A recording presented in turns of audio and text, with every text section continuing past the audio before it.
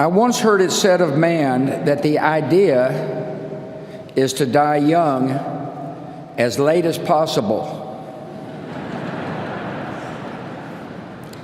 At age 85, a favorite pastime of George H.W. Bush was firing up his boat, the Fidelity, and opening up the three 300-horsepower engines to fly, joyfully fly, across the Atlantic with the Secret Service boats straining to keep up. At age 90, George H.W. Bush parachuted out of an aircraft and landed on the grounds of St. Anne's by the Sea in Kennebunkport, Maine, the church where his mom was married and where he worshiped often.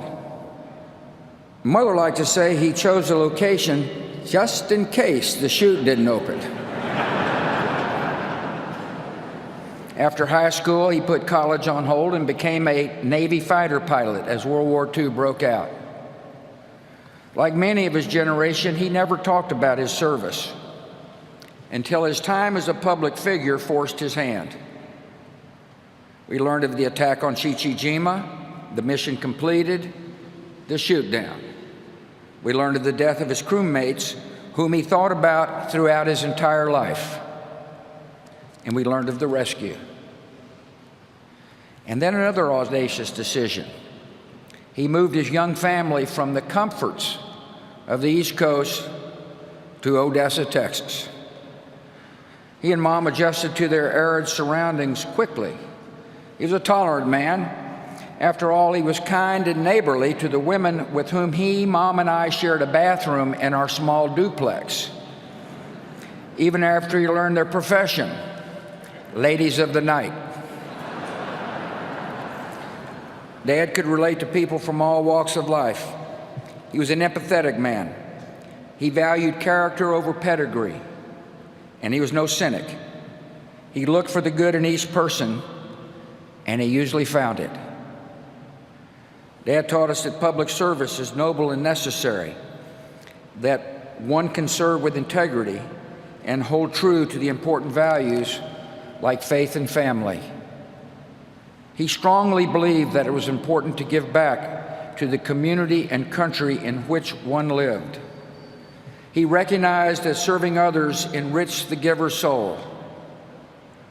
To us, his was the brightest of 1,000 points of light. In victory, he shared credit. When he lost, he shouldered the blame. He accepted that failure is a part of living a full life, but taught us never to be defined by failure. He showed us how setbacks can strengthen. None of his disappointments could compare with one of life's greatest tragedies, the loss of a young child. Jeb and I were too young to remember the pain and agony he and Mom felt when our 3-year-old sister died. We only learned later that Dad, a man of quiet faith, prayed for her daily. He was sustained by the love of the Almighty and the real and enduring love of her mom. Dad always believed that one day he would hug his precious Robin again. He loved to laugh, especially at himself.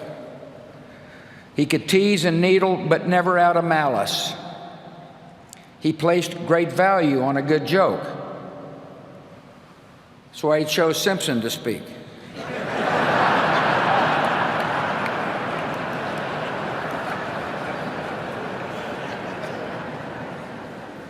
On email, he had a circle of friends with whom he shared or received the latest jokes.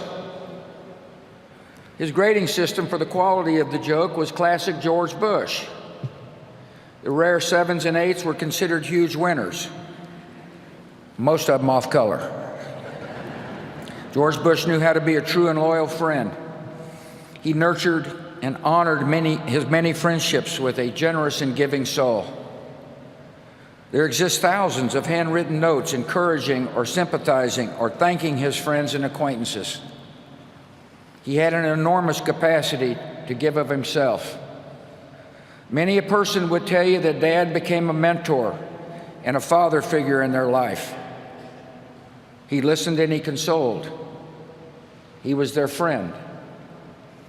I think of Don Rhodes, Taylor Blanton, Jim Nance, Arnold Schwarzenegger, and perhaps the unlikeliest of all, the man who defeated him, Bill Clinton. My siblings and I refer to the guys in this group as brothers from other mothers. He taught us that a day was not meant to be wasted. He played golf at a legendary pace. I always wondered why he insisted on speed golf. He was a good golfer.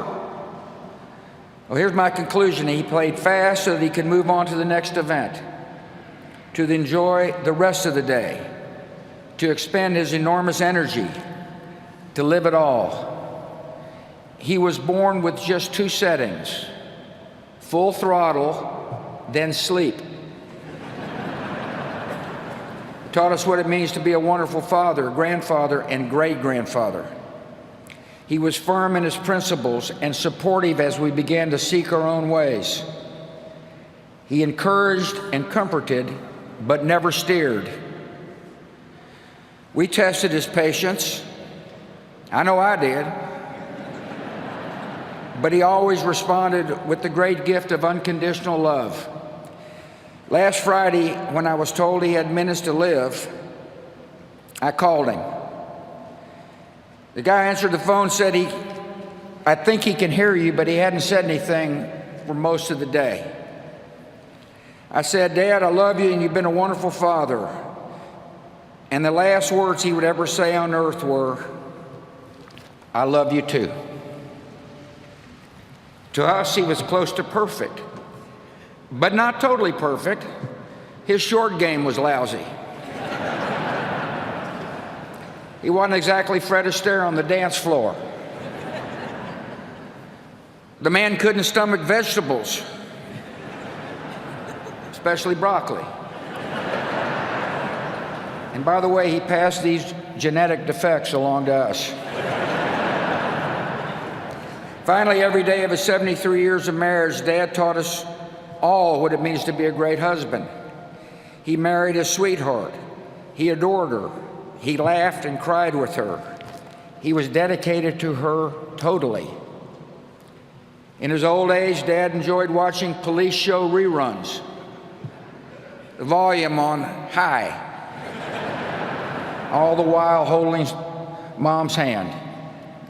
After Mom died, Dad was strong, but all he really wanted to do was hold Mom's hand again. Of course, Dad taught me another special lesson. He showed me what it means to be a president who serves with integrity, leads with courage, and acts with love in his heart for the citizens of our country. When the history books are written, they will say that George H.W. Bush was a great president of the United States, a diplomat of unmatched skill, a commander-in-chief of formidable accomplishment, and a gentleman who executed the duties of his office with dignity and honor. In his inaugural address, the 41st President of the United States said this: "We cannot hope only to leave our children a bigger car, a bigger bank account.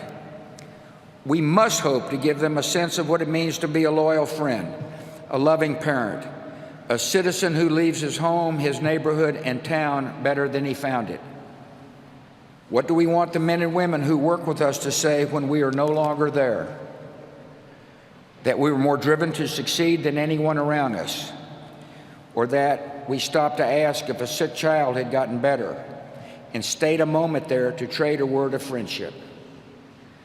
Well, Dad, we're going to remember you for exactly that and much more. And we're going to miss you. Your decency, sincerity, and kind soul will stay with us forever. So through our tears, let us know the blessings of knowing and loving you, a great and noble man, the best father a son or daughter could have.